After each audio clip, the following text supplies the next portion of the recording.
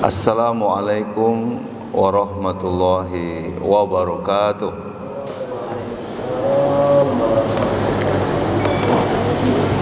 Innal hamdalillah nahmaduhu wa nasta'inuhu wa nastaghfiruh wa na'udzu billahi min sururi anfusina wa min sayyiati a'malina. May yahdihillahu fala mudhillalah wa may yudlil fala hadiyalah.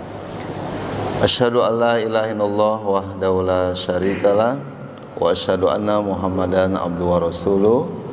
Allahumma shalli ala Muhammad wa ala ali Muhammad.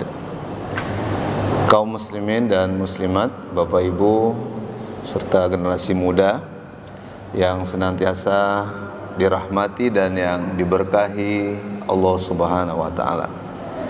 Kembali kita bersyukur pada Allah yang masih memberikan kita kesempatan di sisa usia kita ini untuk beribadah. Boleh jadi ada orang yang masih hidup di muka bumi ini, tapi menunggu kematian itu, kemudian mereka bermaksiat pada Allah Subhanahu wa taala dan tidak sadar bahwasanya kematian tidak menunggu taubat seseorang, tapi yang penting adalah kita mesti bertaubat sebelum kematian itu tiba. Yang jelas siapapun kita, tua, muda, kaya, miskin, terkena virus ataupun tidak, semuanya berjodoh dengan kematian. Kullu nafsin za'iqatul maut. Mudah-mudahan di sisa usia kita ini kita bisa melakukan hal-hal yang baik sehingga akhir kehidupan kita husnul khotimah.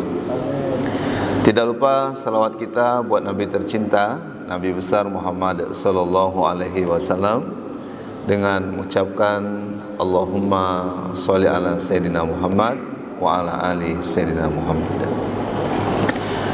Kaum muslimin yang senantiasa dirahmati dan diberkahi Allah Subhanahu wa taala, hari ini bertepatan dengan 8 Muharram 1443 Hijriah.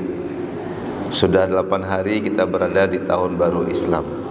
Dan hari ini juga bertepatan dengan dirgahayu kemerdekaan Republik Indonesia yang ke-76, 17 Agustus 2021. Tentu kita bersyukur atas nikmat kemerdekaan ini. Jadi kalau ada bapak yang berkeluh kesah hari ini melihat orang-orang di Eropa sudah tidak lagi misalnya menggunakan masker, nonton bola ramai-ramai, maka mungkin bapak wah senang sekali tinggal di negara tersebut atau di benua itu ya. Maka bapak mesti lihat lagi di belahan bumi Allah yang lain atau di negara yang lain seperti Palestina dan Suriah. Kalau dibandingkan dengan kita hari ini, tentu begitu banyak nikmat kita bisa melangkahkan kaki kita ke masjid, sementara saudara-saudara kita sulit untuk bebas beribadah di masjid di sana. Karena banyak pula masjid-masjid yang dihancurkan saudara kita yang tinggal di sana. Berarti mereka tidak memiliki kebebasan, kemerdekaan. Artinya mereka masih dijajah oleh Zionis laknatullah alaih. Maka tentu kita mendoakan saudara kita yang terintimidasi, terbunuh, terjajah, hilang hak kemerdekaan, padahal kemerdekaan itu hak segala bangsa. Doa-doa kita terbaik yang senantiasa kita ucapkan, apalagi bapak-bapak yang suka sholat malam, Allahumma ansur ikhwanana muslimin wa mujahidin fil Palestin. Nah, Bapak dan Ibu, alhamdulillah di negeri kita ini sudah merdeka 76 tahun. Karena kajian saya berkaitan dengan ekonomi, maka ada hal yang lebih penting lagi yang disebut dengan kemerdekaan ekonomi. Karena Bung Karno sendiri juga menjelaskan bahwasanya kalau sudah tidak ada lagi penjajahan dengan senjata, maka ada hal yang barangkali berat untuk kita lewati kalau adanya penjajahan ekonomi. Kalau terulang lagi perusahaan Belanda yang bernama VOC lalu datang ke Indonesia ingin menguasai sumber daya alam yang ada di negeri ini, sehingga berdampak pada penjajahan ekonomi waktu itu, feodalisme. Ya, alhamdulillah atas izin Allah kita bisa memproklamirkan kemerdekaan itu, tidak ada lagi VOC di tanah air. Nah, oleh karena itu kemerdekaan ekonomi yang saya maksudkan tadi ya tidak lepas dari yang namanya kemandirian. Jadi kemandirian itu awal daripada kemerdekaan ekonomi. Bapak dan Ibu yang dirahmati dan diberkahi Allah Subhanahu wa taala, Rasulullah sallallahu alaihi wasallam itu pernah juga dijajah. Maksudnya adalah penjajahan ekonomi, di mana orang-orang kafir Quraisy menyatakan bahwasanya Madinah itu kita embargo saja. Jadi nggak usah boleh ya ada yang masuk, apakah obat-obatan, apakah hasil-hasil perkebunan, pertanian dan lain sebagainya. Jadi ini dihambat, Pak. Jadi PPKM-nya itu bukan sementara tapi mungkin permanen waktu itu oleh orang-orang yang benci kepada Rasulullah sallallahu alaihi wasallam. Lalu muncullah ya sebagaimana pernah kita dengar dalam sebuah hadis qudsi, Rasulullah menjelaskan pada sahabat waktu itu bahwasanya innallaha yuhibbul mu'min al-mukhtarif. Ini yang muda tolong resapi hadis ini ya. Allah, sesungguhnya Allah mencintai mukmin yang berkarya. Kamu sudah berapa usia kamu? Sudah 25 tahun.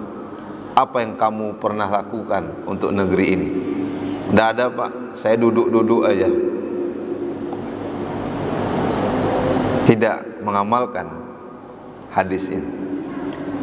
Kamu apa tugas kamu? Saya hanya tukang parkir, Pak. Jangan salah-salah dan jangan sampai merendahkan, karena itu adalah ibadah.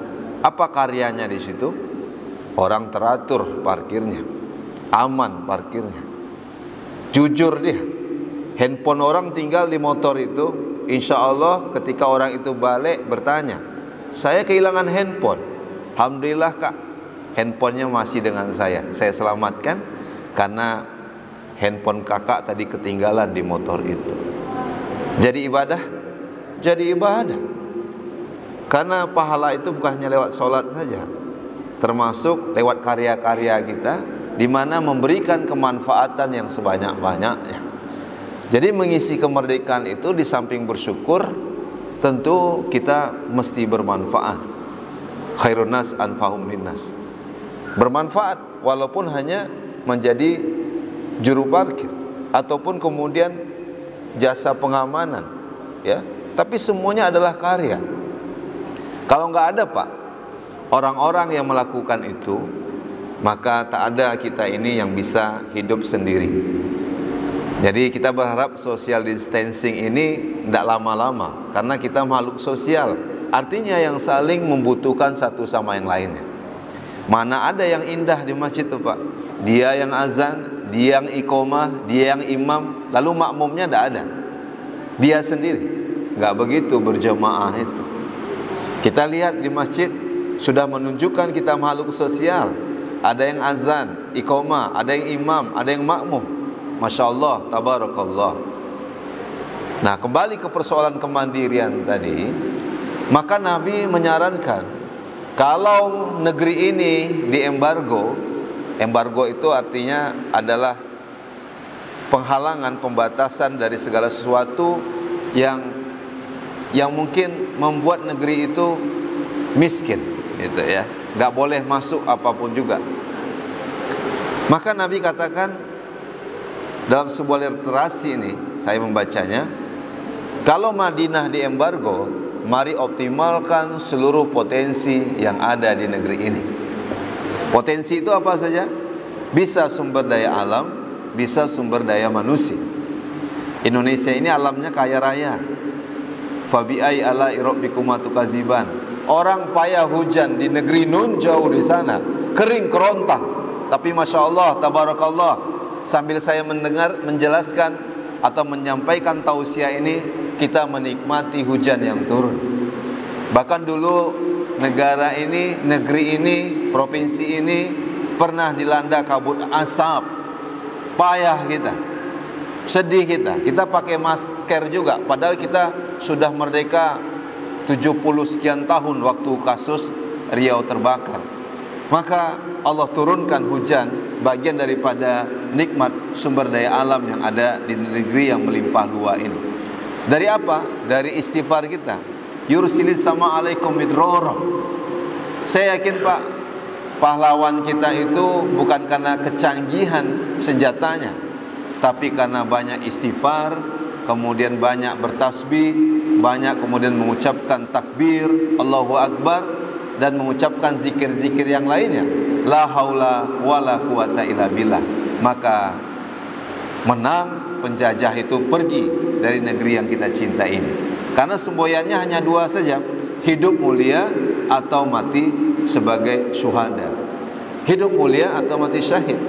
Nah, itu menunjukkan kemandirian, itu menunjukkan pengorbanan, itu menunjukkan adalah sebuah upaya sungguh-sungguh untuk membangun negeri ini. Nah, mungkin dalam masa ini, masa pandemi ini, ya, kemandirian kita tentu adalah belajar bagaimana tidak tergantung pada negeri yang lain, seperti kebutuhan masker, Pak. Jadi maskernya dari Indonesia, cintai produk Indonesia. Kalau mungkin perlu obat, mudah-mudahan obat dari Indonesia, ya, karena di sini ribuan herbal, ribuan tumbuh-tumbuhan yang ini yang dulu ingin diambil oleh VOC, cuman baru terkelola mungkin 3.000 saja dari sebuah perusahaan untuk menjadi obat. Nah, oleh karena itu kemandirian awal daripada kemerdekaan ekonomi itu. Jadi bapak-bapak, jangan biarkan kalau kita punya anak nganggur, tapi udah ngelamar Pak Ustadz kemana-mana. Bekerja itu bukan hanya sebagai pegawai negeri, Pak. Bekerja itu tidak hanya seperti karyawan.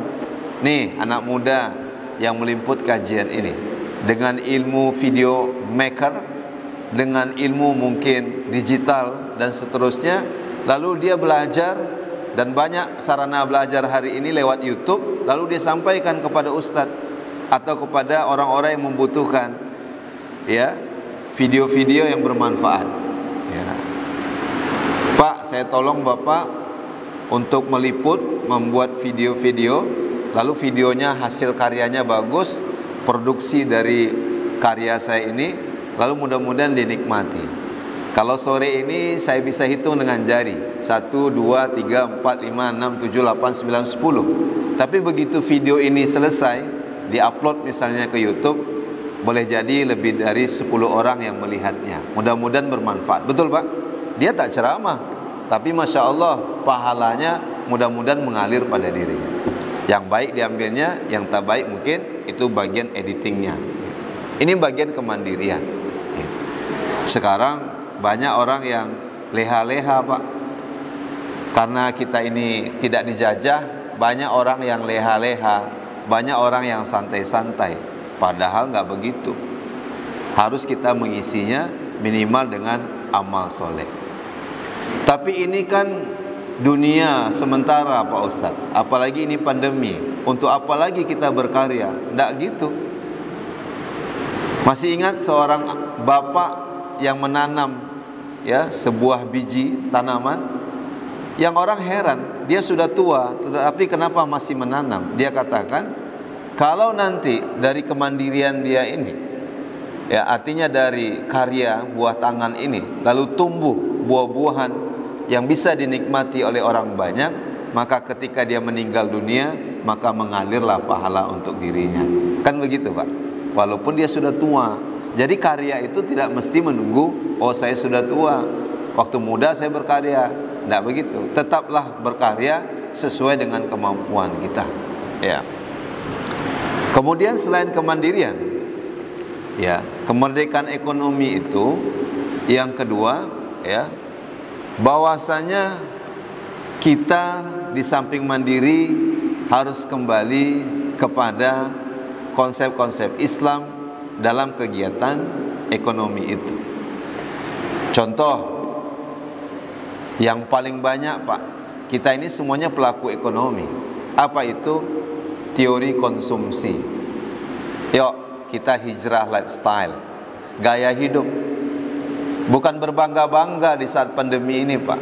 Sebagai rasa syukur nikmat kemerdekaan ini, apa yang kita lakukan? Kita nggak boleh jadi orang serakah.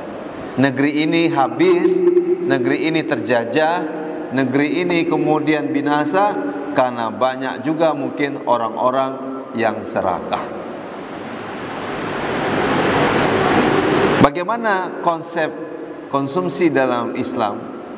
Saya kemarin sebelumnya menyampaikan kajian tematik tentang ayat-ayat ekonomi. Contoh ya, kita ambil ayat yang mungkin kita sering dengar. Wa kulu wasrobu wa la tusrifu. Makan dan minumlah, jangan berlebih-lebihan.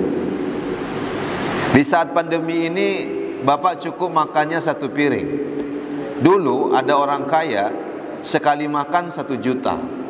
Sekarang tetap 1 juta, tapi yang dia makan untuk dirinya mungkin 50.000, 950.000 lagi, lalu dia distribusikan kekayaannya itu dengan membeli beras. Orang tidak butuh beras. Misalnya di Riau orang butuh tabung oksigen, sama juga. Akhirnya apa? Dia sudah tidak lagi serakah, tapi dia menjadi orang yang sederhana. Paham ya Pak? Kalau sudah sederhana, maka terjadilah namanya distribusi kekayaan itu. Tak mungkin korupsi, dia sederhana. Boleh jadi dia korupsi karena dia gaya hidupnya, lifestyle-nya, hedonisme. Dia sudah digaji oleh negara, tapi dia merasa nggak cukup-cukup juga karena gaya hidupnya. Akibatnya dia kemudian korupsi. Nauzubillah. Tapi kalau sederhana itu lawan dari serakah, di mana itulah sebuah konsep teori konsumsi yang benar yang diajarkan dalam ajaran kita ini. Rasulullah itu bukan miskin Pak, sederhana, lalu ahli sedekah gitu. Dan ini sering saya sampaikan bahwasanya sedekah itu tidak mengurangi harta kita. Ini orang-orang kaya yang sudah cenderung kepada feodalisme, hedonisme, maka jangan khawatirkan bahwasanya harta yang kita keluarkan, mana qasat sadaqah min mal, sedekah itu tidak mengurangi harta kita. Oh, kalau begitu saya sudah biasa saja ini dengan dunia ini. Tapi saya tetap semangat menunjukkan kemandirian ekonomi. Saya terus berkarya, saya terus bekerja, saya terus berniaga. Tapi yang kedua, akan tercipta kesejahteraan. Kan itu buah dari ekonomi itu. Kalau saya ini menjadi orang-orang yang tidak serakah lagi, tapi saya sederhana. Artinya dia ingin mendistribusikannya, kekayaannya itu kepada saudara-saudaranya, apalagi di saat pandemi ini.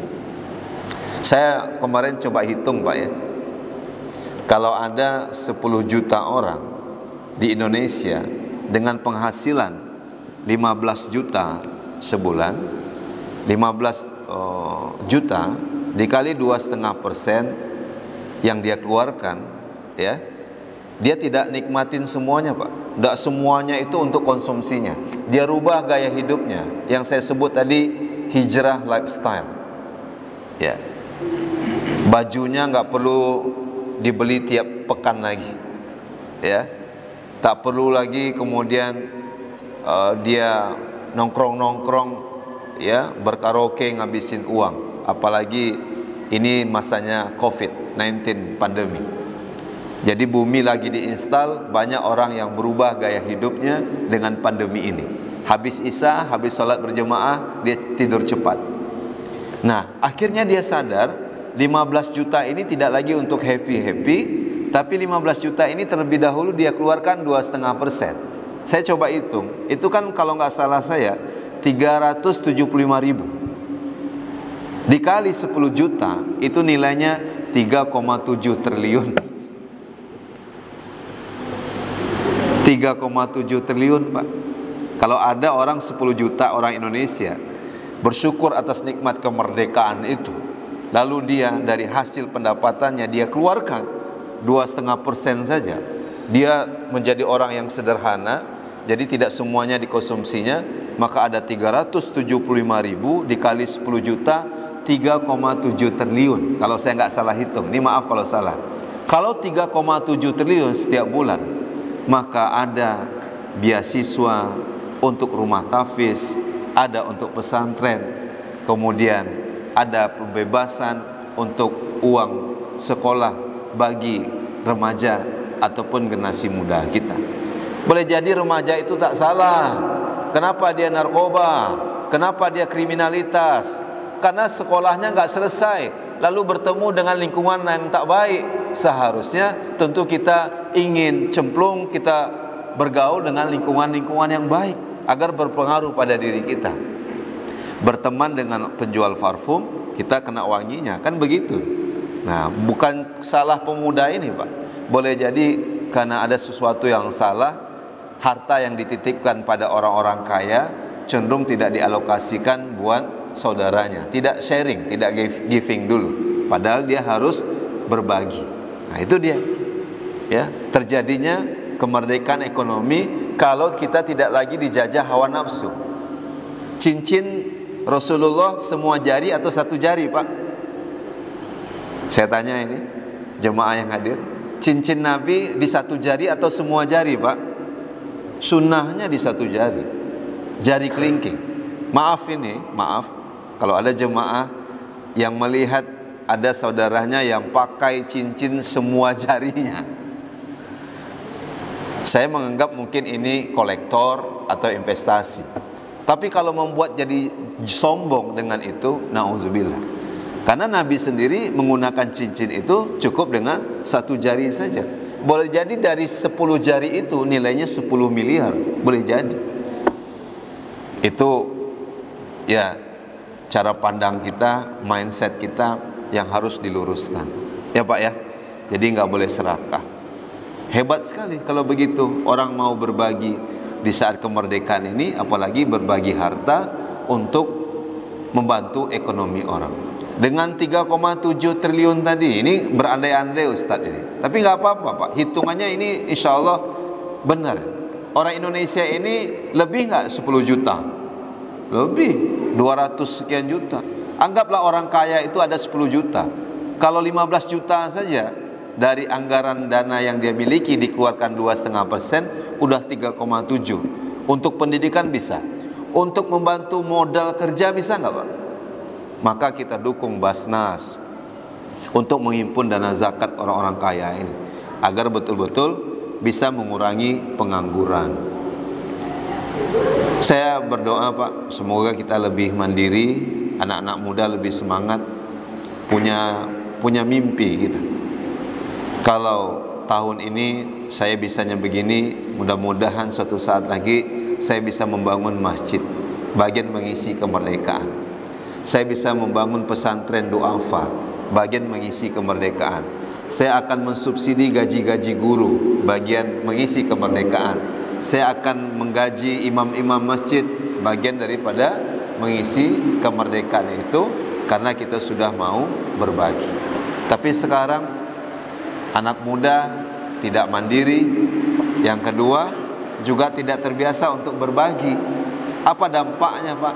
Dampaknya kembali pada persoalan, yaitu di mana kita belum merdeka secara ekonomi. Ya, seharusnya anak muda buka lapangan pekerjaan. Seharusnya anak muda berkarya. Hasil-hasil dari karyanya itu kemudian dia sedekahkan di jalan Allah Subhanahu wa taala. Dulu dia bisnis, hasil bisnisnya untuk narkoba. Dulu dia bisnis, hasil bisnisnya untuk berzina. Sekarang dia sudah hijrah. Kenapa kamu hijrah?